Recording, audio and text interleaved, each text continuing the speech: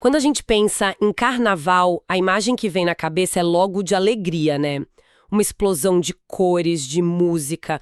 Parece até um momento mágico em que as regras do dia a dia somem e por alguns dias todo mundo parece igual na rua. Mas, se a gente olha para a história dessa festa, fica uma dúvida. O carnaval é mesmo esse grande equalizador social? Ou ele só coloca uma máscara colorida nas mesmas divisões que a gente já vive o ano todo? Essa é a grande questão. E a história do carnaval no Brasil é, na verdade, uma busca constante por essa resposta. É uma jornada cheia de paradoxos. A festa que hoje parece ser a expressão mais pura da nossa cultura popular, ela começou de um jeito completamente diferente. E a evolução dela é a história de uma disputa, sabe? Uma disputa sobre quem é o dono da rua, quem define a festa e, no fim das contas, o que significa ser civilizado. Então, para entender essa jornada toda, acho que a gente tem que começar do começo mesmo. A própria palavra carnaval parece tão óbvia, mas de onde ela veio? Qual é a origem do nome? Olha, existem duas teorias principais e as duas dão pistas bem importantes. Uma mais antiga leva a gente para os romanos e gregos, com o termo carros navales. Era literalmente um carro em formato de navio que desfilava em festivais pagãos, tipo os cultos a Dionísio. O ancestral bem distante do nosso carro alegórico, sabe? Já com essa ideia de um espetáculo que anda pela cidade. Um desfile, no fundo. Exato. Mas a teoria mais aceita e que se conecta mais com a tradição que chegou pra gente vem do latim, carnivale, que significa adeus à carne, ou carne levare, afastar a carne. Ah, faz todo sentido. Pois é. Porque a Igreja Católica, de uma forma muito estratégica, não acabou com os festivais pagãos antigos. Em vez disso, ela absorveu, ela deu um novo significado para eles. O carnaval virou a festa dos excessos permitidos, a última chance de comer, beber, festejar antes dos 40 dias de jejum da quaresma. Era a terça-feira gorda antes da quarta-feira de cinzas. A despedida oficial dos prazeres do corpo. Precisamente. E para essa despedida funcionar, a sociedade criou uma coisa fascinante, o rito de inversão. Durante o carnaval, a ordem social era virada de cabeça para baixo de propósito. O bobo da corte podia virar rei por um dia, os pobres podiam zombar dos ricos, as regras de comportamento eram suspensas. É um paradoxo incrível, né? A sociedade cria uma desordem oficial, quase um caos programado. Exato. Um caos programado para garantir que a ordem fosse mantida no resto do ano. A festa era, na verdade, uma ferramenta de controle social. Uma válvula de escape. Deixa todo mundo extravasar por 3 dias para aguentar os outros 362 em silêncio. E como essa ideia de caos controlado chegou aqui no Brasil? Chegou com os portugueses, a partir do século XVII, na forma do entrudo. E aqui no Brasil, vamos dizer que o caos saiu um pouquinho do controle. O entrudo era, na essência, uma guerra de rua. As pessoas jogavam umas nas outras de tudo. Água, farinha, lama, polvilho, fuligem. E não parava por aí, né? Tinha os tais dos limões de cheiro. Sim, que eram umas bolinhas de cera cheias de água perfumada. Essa era a versão, digamos, mais amigável da coisa. Porque dependendo do alvo e da intenção, esses limões podiam vir carregados com tinta, groselha para manchar a roupa, ou até com líquidos bem menos agradáveis, como urina. Peraí, urina. Isso eleva o nível de brincadeira para outra coisa, completamente diferente. Fico imaginando a cena. Mostra que a linha entre festa e agressão era muito fina. Mas isso era visto como diversão por todo mundo ou já tinha um tom de violência ali? Essa é a chave para entender o que veio depois. No começo era uma festa que envolvia todas as classes. Acontecia dentro das casas das famílias mais ricas e explodia nas ruas. Mas era nas ruas que a inversão de papéis ganhava uma dimensão muito mais perigosa para as elites. Pessoas escravizadas tinham a liberdade temporária de atacar seus senhores com baldes d'água, com farinha. Nossa, imagina a tensão. Exato. Para a elite, uma coisa era uma brincadeira entre iguais. Outra, bem diferente, era essa transgressão que podia carregar todo o ressentimento e a violência da estrutura da escravidão. O caos programado começou a parecer caos de verdade.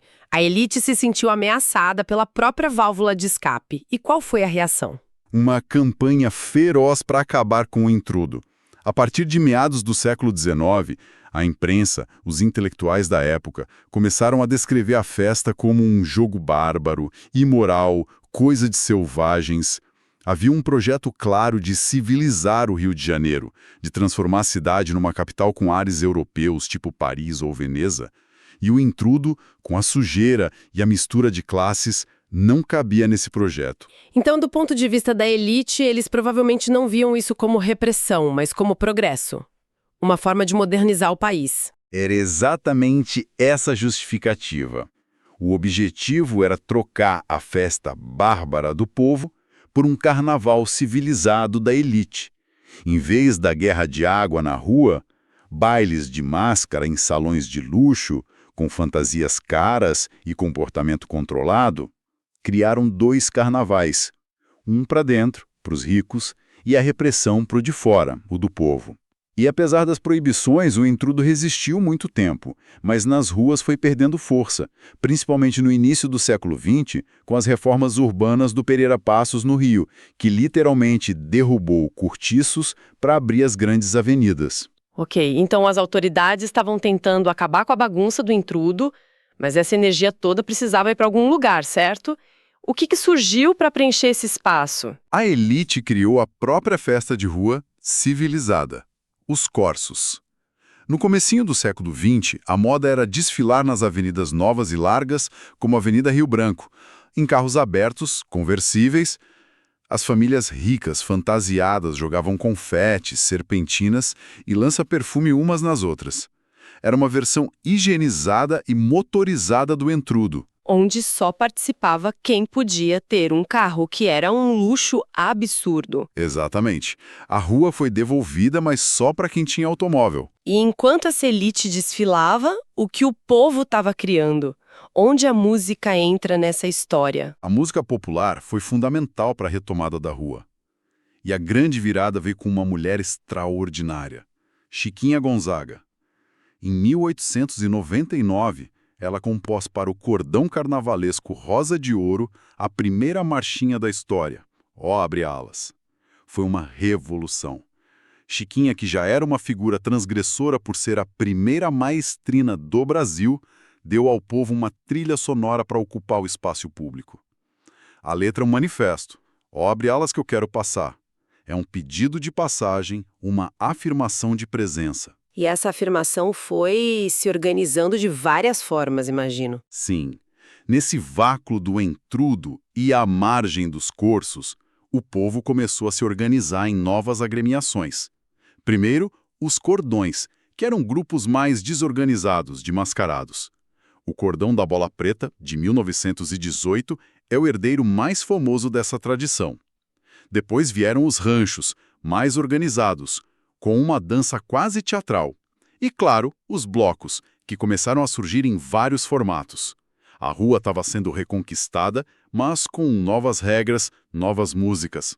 Mas ainda sinto que falta o elemento principal, aquele que a gente associa ao carnaval brasileiro hoje. Toda essa movimentação ainda parece ter uma influência bem europeia nas marchinhas, nos bailes. Onde entra a cultura afro-brasileira nisso tudo? Esse é o ponto de virada definitivo. A contribuição afro-brasileira não foi só mais um ingrediente na mistura.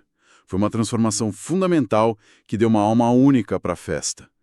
Num contexto de pós-abolição de muita repressão a manifestações culturais negras, o carnaval se tornou um dos poucos espaços possíveis de expressão e de resistência. Os tambores, a dança com o corpo inteiro, o canto, tudo isso injetou na festa uma energia e um significado completamente novos. E no coração dessa transformação está o samba. Sem dúvida. O samba, que tem raízes em vários ritmos de matriz africana na Bahia, floresceu no Rio de Janeiro, nos quintais das casas das tias baianas na Praça 11. O marco é a gravação de Pelo Telefone em 1916, por Donga. A letra dessa música já é uma aula sobre a malandragem e a complexidade do carnaval. Como assim? A letra diz: o chefe da polícia, pelo telefone, manda me avisar que na Carioca tem uma roleta para se jogar. É genial! Na mesma estrofe, ele reconhece a autoridade, o chefe da polícia, mas ao mesmo tempo ele denuncia uma contravenção, o jogo ilegal, que provavelmente acontecia com a conivência dessa mesma autoridade. É a alma do carnaval. A convivência tensa e bem-humorada entre a ordem e a desordem. Exatamente. A reverência e a subversão lado a lado. E foi a partir do samba que a organização popular deu um salto de complexidade. Um salto gigantesco. Em 1928, no bairro do Estácio, no Rio, um grupo de sambistas liderado por Ismael Silva funda a Deixa Falar. Foi a primeira agremiação a se chamar de Escola de Samba. A ideia era que ali se formavam professores do ritmo, um lugar para estudar o samba. Eles criaram a base do desfile que a gente conhece hoje, com alas, bateria marcando passo e um samba enredo contando uma história. Então, o Rio de Janeiro criou esse formato de desfile monumental que virou uma marca do Brasil no mundo. Mas essa não é a única cara do carnaval brasileiro, nem de longe. O que estava acontecendo no resto do país? Essa diversificação é o que faz o nosso carnaval ser tão rico. Cada região criou uma resposta própria para como ocupar a rua. Em Pernambuco, por exemplo, o frevo nasceu da rivalidade de bandas militares e dos capoeiristas que iam na frente dos blocos. Eles usavam os movimentos da luta como passos de dança. A sombrinha colorida é uma herança do guarda-chuva que eles usavam como arma. Nossa, que incrível! E lá também tem o maracatu, com as cortes de reis e rainhas negros, uma manifestação que remete direto à nobreza dos reinos africanos. É pura história e resistência. E, em 1931, surgiu o Homem da Meia-Noite, um bloco místico que arrasta uma multidão em Olinda até hoje. E na Bahia? A imagem que a gente tem é completamente diferente, a do trio elétrico. A invenção do trio elétrico por Dodô e Osmar, em 1951, foi outra revolução. Eles pegaram uma Fordinho velha, instalaram alto-falantes e saíram tocando. Isso mudou a lógica da festa. A escola de samba é um espetáculo que passa pra gente assistir, o trio elétrico não. Ele cria uma onda de som que arrasta a multidão junto. Você não assiste ao trio, você segue o trio. A participação é muito mais direta. Muito mais. E mais tarde, na própria Bahia, surgiram os blocos afro, que trouxeram outra dimensão para a festa, né? Uma dimensão política e de identidade crucial. Nos anos 70 e 80 surgem blocos como o Ilhéaie e o Olodum.